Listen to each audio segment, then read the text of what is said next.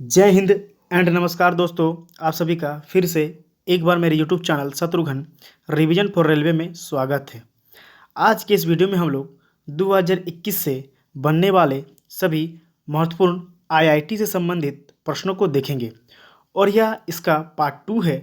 अगर आप लोगों ने इसका पार्ट 1 नहीं देखा है तो आप लोग मेरे चैनल के प्लेलिस्ट में जाकर चेक कर सकते हैं या फिर इस वीडियो के डिस्क्रिप्शन बॉक्स में उसका लिंक दिया गया है, आप वहां पर जाकर उसे देख सकते हैं।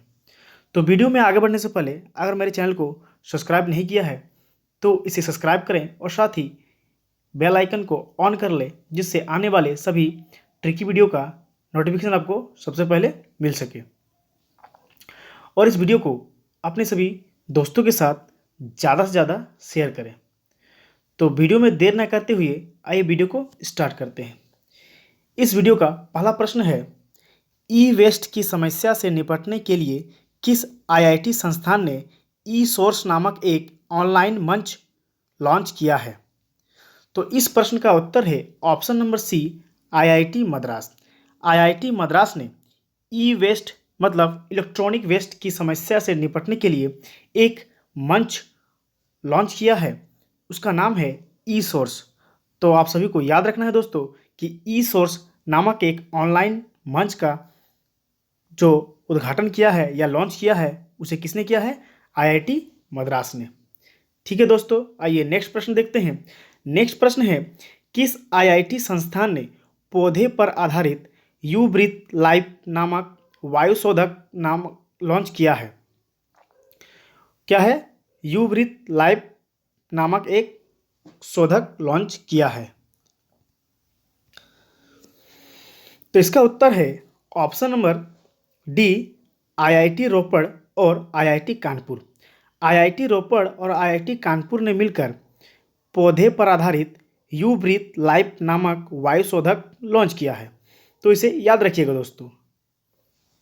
आइए नेक्स्ट प्रश्न देखते हैं। नेक्स्ट प्रश्न है, किस आईआईटी में प्रधानमंत्री नरेंद्र मोदी ने doctor Shyama Prasad Mukherjee institute of medical sciences and research का उद्घाटन किया है? तो इस प्रश्न का उत्तर है option number A, IIT Kharagpur.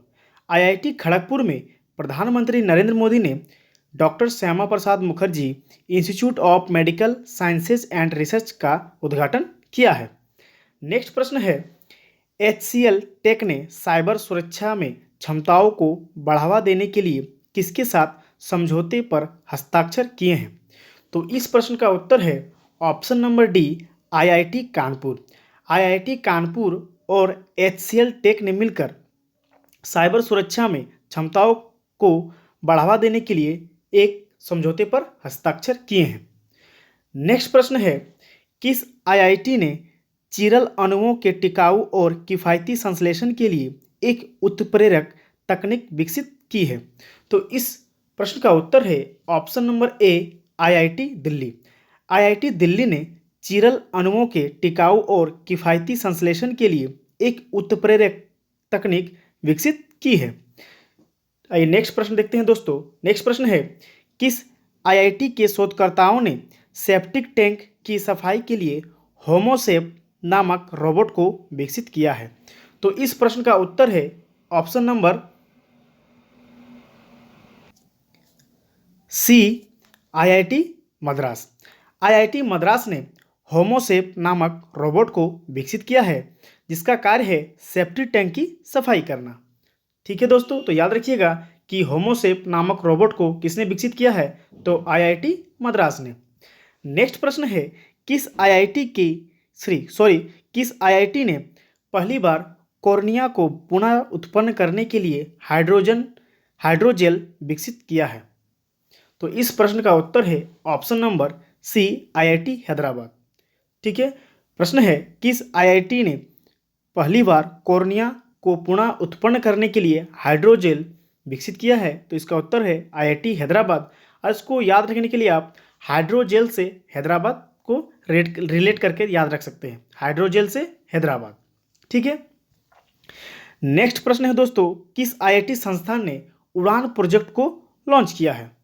तो उड़ान प्रोजेक्ट को लॉन्च किया है आईआईटी बॉम्बे ने। और इसको याद रखने के लिए हम सभी सोच सकते हैं कि उड़ान प्रोजेक्ट, जितना भी युवा है उड़ान भरने के लिए किस शहर में जाना पसंद करेंगे, तो आईआईटी बॉम्बे में। ठीक है, क्योंकि वो फिल्म सिटी है, आदमी उड़ान भरना चाहता है तो इसके लिए कहाँ जाएगा, मुंबई जाएगा या बॉम्बे जाएगा। इसलिए इसको याद रख सकते हैं कि उड़ान प्रोजेक्ट किसने लॉन्च किया है, तो आईआईटी बॉम्बे ने। नेक्स्ट प्रश्न है, किस आईआईटी संस्थान द्वारा एशिया के पहले अंतर्राष्ट्रीय स्मृति अध्ययन कार्यशाला का आयोजन किया गया है?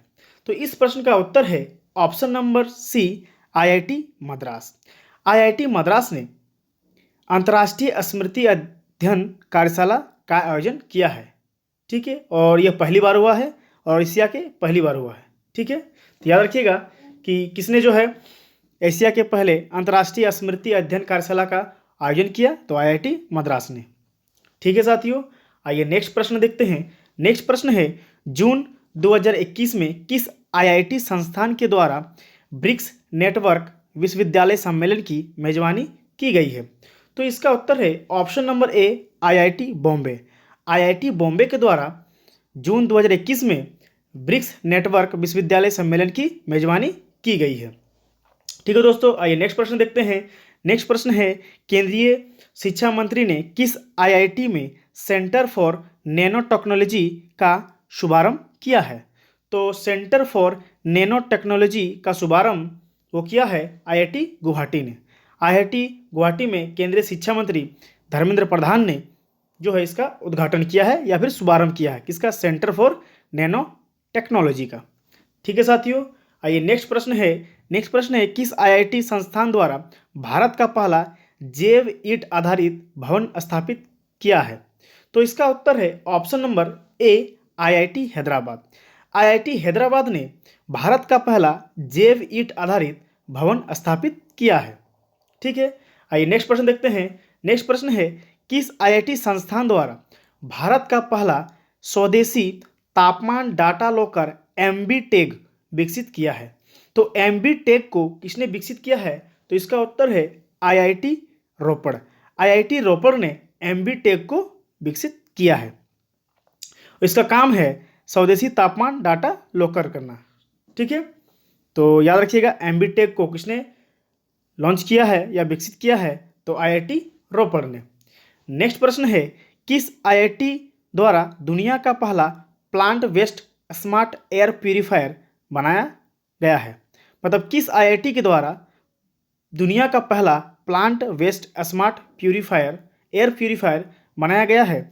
तो इसका उत्तर है option number C, IIT Ropar के द्वारा। आईआईटी रोपड़ के द्वारा दुनिया का पहला plant waste smart air purifier बनाया गया है। ठीक है साथियों, आइए नेक्स्ट प्रश्न देखते हैं। नेक्स्ट प्रश्न है, आपदा प्रबंधन पर 5वीं विश्व कांग्रेस की मेजबानी कौन सी आईआईटी संस्थान ने किया है? तो इसका उत्तर है option number C, IIT Delhi. IIT Delhi ने आपदा प्रबंधन पर 5वीं विश्व कांग्रेस की मेजबानी की है और इसका उद्घाटन किसने किया है? तो इसका उद्घाटन वर्तमान के रक्षा मंत्री राजनाथ सिंह जी ने किया है।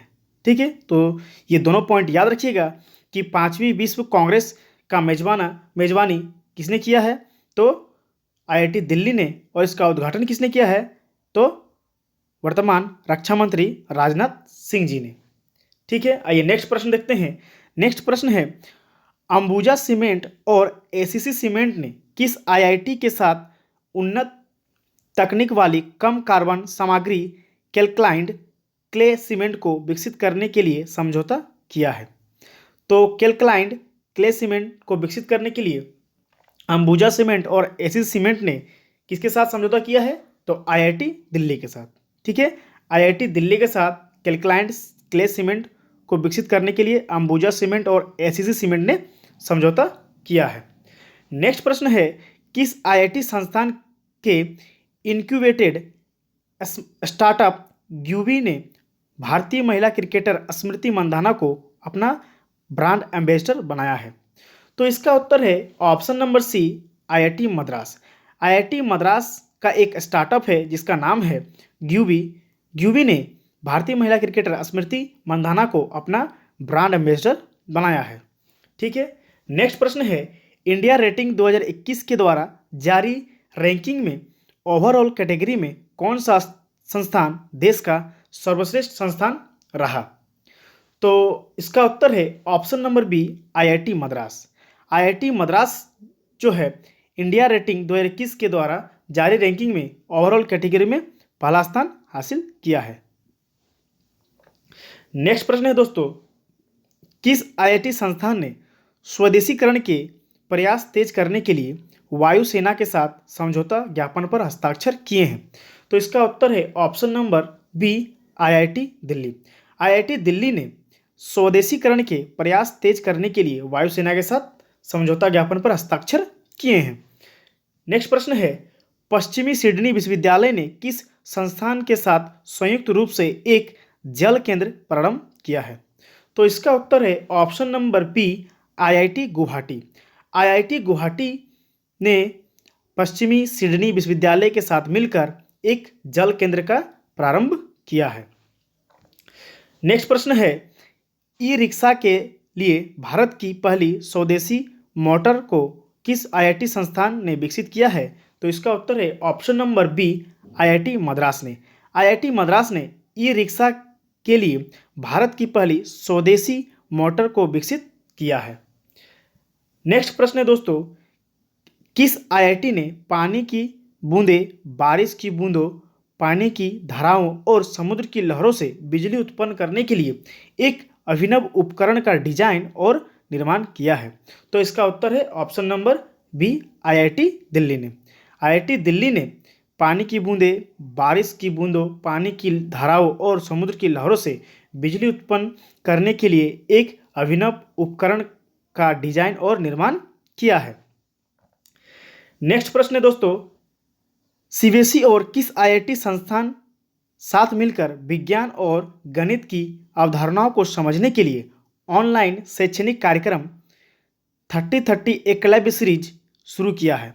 तो 30-30 एकलव्य सीरीज सीबीएसई और आईआईटी गांधीनगर ने मिलकर शुरू किया है और इसका शुरुआत जो है आईआईटी गांधीनगर और सीबीएसई ने मिलकर किया है, जिसका उद्देश्य है विज्ञान और गणित की अवधारणाओं को समझने के लिए ऑनलाइन शैक्षणिक कार्यक्रम है ये। ठीक है। नेक्स्ट प्रश्न है, किस आईआईटी संस्थान ने नई मोबाइल शमशान प्रणाली को विकसित किया है? तो मोबाइल शमशान प्रणाली को आईआईटी रोपड़ ने विकसित किया है। याद रखिएगा दोस्तों कि मोबाइल शमशान प्रणाली को किसने विकसित किया है? तो आईआईटी रोपड़ ने। नेक्स्ट प्रश्न है, ड्रोन तकनीक पर भारत का पहला अनुसंधान केंद्र किस संस्थान द्वारा शुरू किया गया है? तो ड्रोन तकनीक पर भारत का पहला अनुसंधान केंद्र आईआईटी गुवाहाटी ने शुरू किया है। याद रखिएगा दोस्तों कि आईआईटी गुवाहाटी ने ड्रोन तकनीक पर भारत का पहला अनुसंधान केंद्र की शुरुआत की है। केंद्रीय मंत्री धर्मेंद्र प्रधान ने किस आईआईटी संस्थान में सेंटर फॉर नैनो टेक्नोलॉजी और centre for Indian knowledge system का उद्घाटन किया है?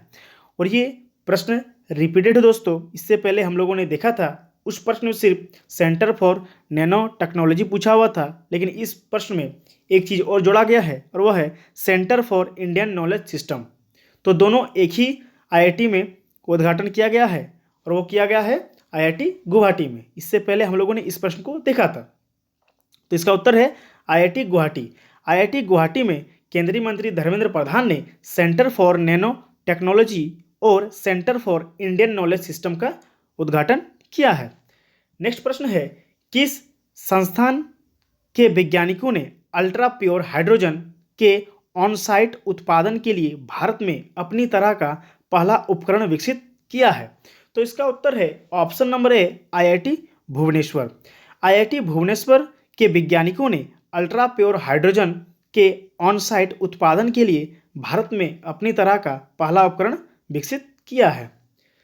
नेक्स्ट प्रश्न है, किस आईआईटी संस्थान ने एक पोर्टेबल मिट्टी परीक्षण उपकरण जिसका नाम है भू परीक्षक विकसित किया है, जो केवल 90 सेकेंड में मिट्टी के स्वास्थ्य का पता लगा सकता है? ठीक है, तो इसका उत्तर है option number B, IIT Kanpur. IIT Kanpur ने एक पोर्टेबल मिट्टी परीक्षण उपकरण विकसित किया है जिसका नाम है भूपरीक्षक, और इस उपकरण में मात्र 90 सेकंड में मिट्टी के स्वास्थ्य का पता लगाया जा सकता है। नेक्स्ट प्रश्न है, ओमिक्रॉन का 90 मिनट में जांच करने के लिए किस संस्थान ने एक टेस्ट किट विकसित किया है?